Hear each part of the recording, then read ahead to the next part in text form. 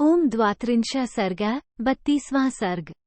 अर्जुन की भुजाओं से नर्मदा के प्रवाह का अवरुद्ध होना, रावण के पुष्पोपहार का बह जाना, फिर रावण आदि निशाचरों का अर्जुन के साथ युद्ध तथा अर्जुन का रावण को कैद करके अपने नग में ले जाना। नर्मदा जी के तट पर जहां क्रूर राक्षसराज रावण महादेव जी को फूलों का उपहार अर्पित कर रहा था, उस स्थान से थोड़ी दूर पर विजयी वीरों में श्रेष्ठ माहिष्मतिपुरी का शक्तिशाली राजा अर्जुन अपनी स्त्रियों के साथ नर्मदा के जल में उतरकर क्रीड़ा कर रहा था। 1-2 उन सुंदरियों के बीच में विराजमान राजा अर्जुन सहस्रों हथिनियों के मध्य भाग में स्थित हुए गजराज के समान शोभा पाता था। 3 अर्जुन के 1000 भुजाएं थीं। उनके उत्तम बल को जांचने के लिए उसने उन बहुसंख्यक भुजाओं द्वारा नर्मदा के वेग को रोक दिया। 4 कृतवीर्य पुत्र अर्जुन की भुजाओं द्वारा रोका हुआ नर्मदा का वह निर्मल जल तट पर पूजा करते हुए रावण के पास तक पहुंच गया और उसी ओर उल्टी गति से बहने लगा। 5 नर्मदा के जल का वह वेग मत्स्य, नक्र, मगर, फूल और कुशास्त्रण के साथ बढ़ने लगा। उसमें वर्षाकाल के समान बाढ़ आ गई। 6 जल का वह वेग, जिसे मानो कार्तवीर्य अर्जुन ने ही भेजा हो, रावण के समस्त पुष्पोपहार को बहा ले गया। 7 रावण का वह पूजन संबंधी नियम अभी आधा ही समाप्त हुआ था, उसी दशा में उसे छोड़कर वह प्रतिकूल हुई कमनीय कांति वाली प्रेयसी की भांति नर्मदा की ओर देखने लगा। 8 पश्चिम से आते और पूर्व दिशा में प्रवेश करके बढ़ते हुए जल के उस वेग को उसने देखा। वह ऐसा जान पड़ता था मानो समुद्र में ज्वार आ गया हो। 9 उसके तटवर्ती वृक्षों पर रहने वाले पक्षियों में कोई घबराहट नहीं थी। वह नदी अपनी परम उत्तम स्वाभाविक स्थिति में स्थित थी।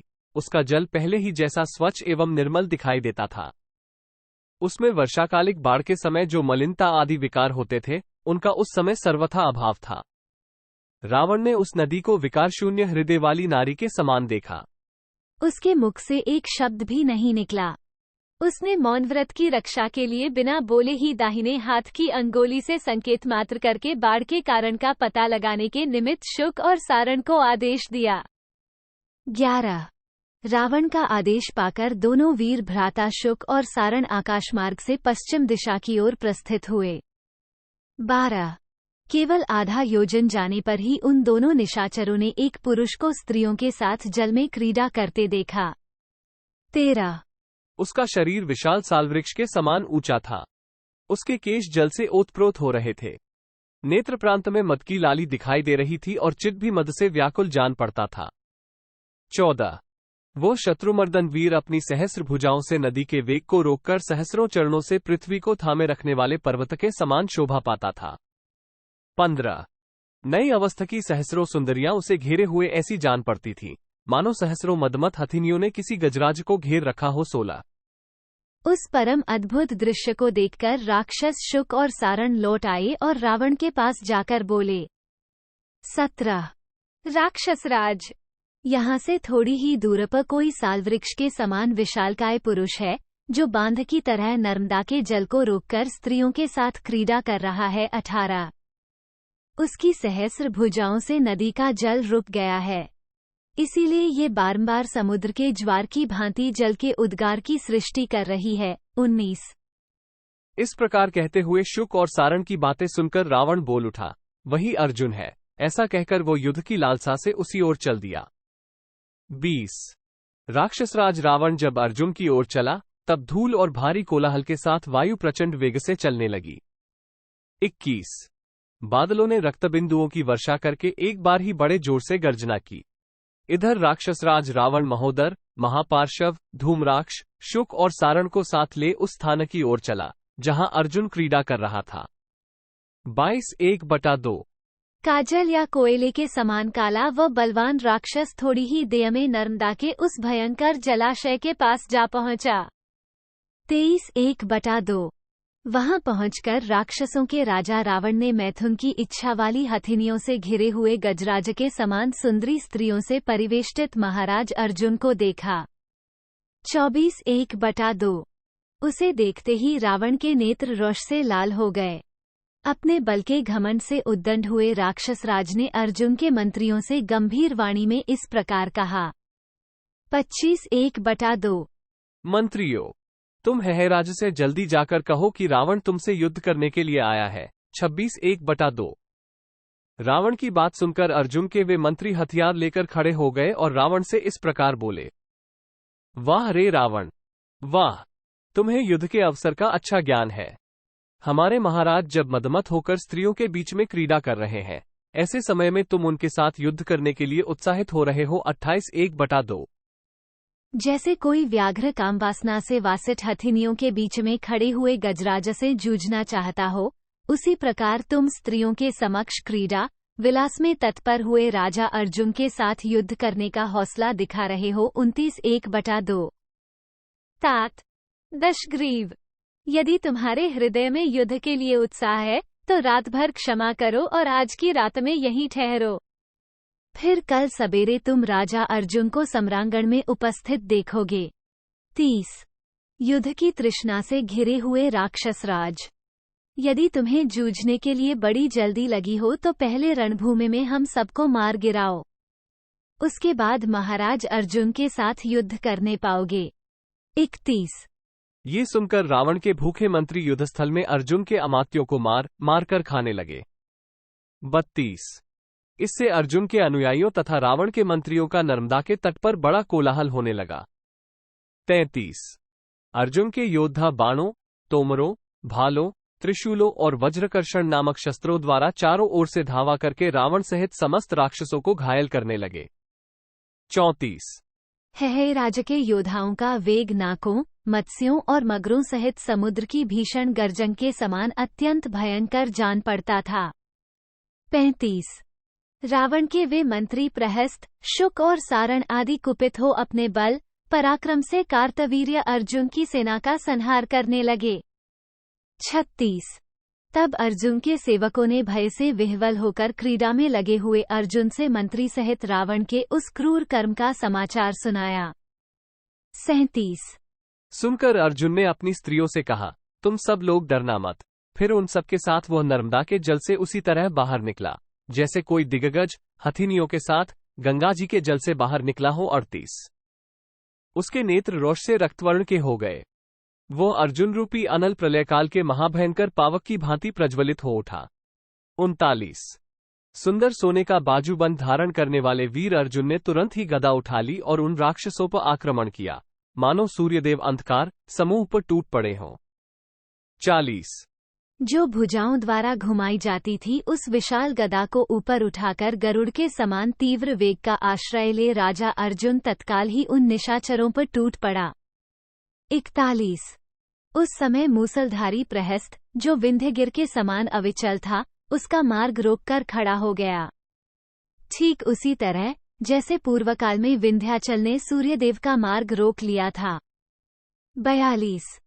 मद से उद्दंड हुए प्रहस्त ने कुपित हो अर्जुन पर लोहे से मढ़ा हुआ एक भयंकर मूसल चलाया और काल के समान भीषण गर्जना की। 43। प्रहस्त के हाथ से छूटे हुए उस मूसल के अग्रभाग में अशोक पुष्प के समान लाल रंग की आग प्रकट हो गई, जो जलाती हुई सी जान पड़ती थी। 44। किंतु कार्तवीर्य अर्जुन को इससे तनिक भी भय नहीं हुआ। उसने अपनी ओर वेगपूर्वक आते हुए उस मूसल को गदा मारकर पूर्णतः विफल कर दिया। 45। तत्पश्चात गदाधारी हेहराज, जिसे 500 भुजाओं से उठाकर चलाया जाता था, उस भारी गदा को घुमाता हुआ प्रहस्त की ओर दौड़ा। 46। उस गदा से अत्यंत वेगपूर्वक आहत होकर प्रहस्त तत्काल पृथ्वी पर गिर पड़ा, मानो कोई पर्वत वज्रधारी इंद्र के वज्र का आघात पाकर ढह गया हो। प्रहस्त को धराशायी हुआ देख मारीच, शुक, सारण, महोदर और धूम्राक्ष सम्रांगण से भाग खड़े हुए। प्रहस्त के गिरने और अमात्यों के भाग जाने पर रावण ने नृपश्रेष्ठ अर्जुन पर तत्काल धावा किया। 49। फिर तो 1000 भुजाओं वाले नरनाथ और 20 भुजाओं वाले निशाचरनाथ में वहां भयंकर युद्ध आरंभ हो गया, जो रोंगटे खड़े कर देने वाला था। 50। विक्षुब्ध हुए 2 समुद्रों, जिनकी जड़ हिल रही हो, ऐसे 2 पर्वतों, 2 तेजस्वी आदित्यों, 2 दाहक अग्नियों, बल से उन्मत्त हुए 2 गजराजों, कामवासना वाली गाय के लिए लड़ने वाले 2 सांडों, जोर जोर से गर्जने वाले 2 मेघों, उत्कट बलशाली 2 सिंहों तथा क्रोध से भरे हुए रुद्र और कालदेव के समान वे रावण और अर्जुन गदा लेकर एक दूसरे पर गहरी चोटें करने लगे। 51-53। जैसे पूर्वकाल में पर्वतों ने वज्र के भयंकर आघात सहे थे, उसी प्रकार वे अर्जुन और रावण वहां गदाओं के प्रहार सहन करते थे। 54। जैसे बिजली की कड़कसें संपूर्ण दिशाएं प्रतिध्वनित हो उठती हैं, उसी प्रकार उन दोनों वीरों की गदाओं के आघातों से सभी दिशाएं गूंजने लगीं। 55। जैसे बिजली चमककर आकाश को सुनहरे रंग से युक्त कर देती है, उसी प्रकार रावण की छाती पर गिराई जाती हुई अर्जुन की गदा उसके वक्ष स्थल को सुवर्ण की सी प्रभा से पूर्ण कर देती थी। 56।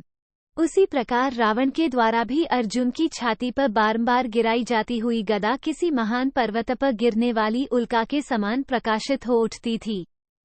57।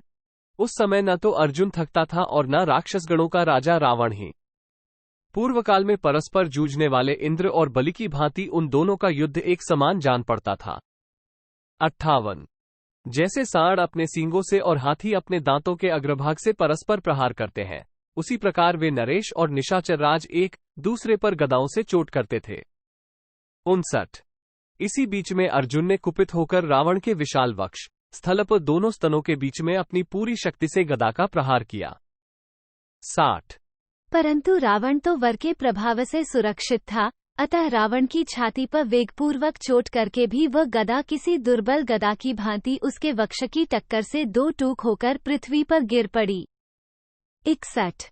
तथापि अर्जुन की चलाई हुई गदा के आघात से पीड़ित हो रावण एक धनुष पीछे हट गया और आर्तनाद करता हुआ बैठ गया। 62। दशग्रीव को व्याकुल देख अर्जुन ने सहसा उछलकर उसे पकड़ लिया, मानो गरुड़ ने झपट्टा मारकर किसी सर्प को धर दबाया हो। 63। जैसे पूर्वकाल में भगवान नारायण ने बलि को बांधा था, उसी तरह बलवान राजा अर्जुन ने दशानन को बलपूर्वक पकड़कर अपने 1000 हाथों के द्वारा उसे मजबूत रस्सों से बांध दिया। 64। दशग्रीव के बांधे जाने पर सिद्ध, चारण और देवता शाबाश शाबाश कहते हुए अर्जुन के सिर पर फूलों की वर्षा करने लगे। 65। जैसे व्याघ्र किसी हिरण को दबोच लेता है अथवा सिंह हाथी को धर दबाता है, उसी प्रकार रावण को अपने वश में करके हेहराज अर्जुन हर्षातिरेक से मेघ के समान बारंबार गर्जना करने लगा। 66। इसके बाद प्रहस्त ने होश संभाला। दशमुख रावण को बांधा हुआ देख वह राक्षस सहसा कुपित हो हेहराज की ओर दौड़ा। 67। जैसे वर्षाकाल आने पर समुद्र में बादलों का वेग बढ़ जाता है, उसी प्रकार वहां आक्रमण करते हुए उन निशाचरों का वेग बढ़ा हुआ प्रतीत होता था। 68। छोड़ो छोड़ो, ठहरो ठहरो, ऐसा बारंबार कहते हुए राक्षस अर्जुन की ओर दौड़े। उस समय प्रहस्त ने रणभूमि में अर्जुन पर मूसल और शूल के प्रहार किए। 69। परंतु अर्जुन को उस समय घबराहट नहीं हुई। उस शत्रुसूदन वीर ने प्रहस्त आदि देवद्रोही निशाचरों के छोड़े हुए उन अस्त्रों को अपने शरीर तक आने से पहले ही पकड़ लिया। 70। फिर उन्हीं दुर्धर एवं श्रेष्ठ आयुधों से उन सब राक्षसों को घायल करके उसी तरह भगा दिया, जैसे हवा बादलों को छिन्न भिन्न करके उड़ा ले जाती है। 71। उस समय कार्तवीर्य अर्जुन ने समस्त राक्षसों को भयभीत कर दिया और रावण को लेकर वह अपने सुहृदों के साथ नग में आया। 72।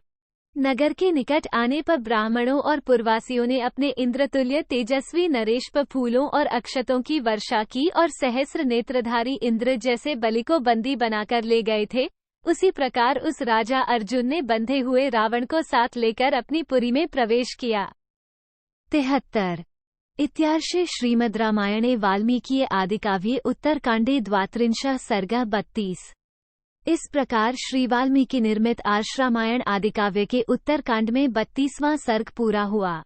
32।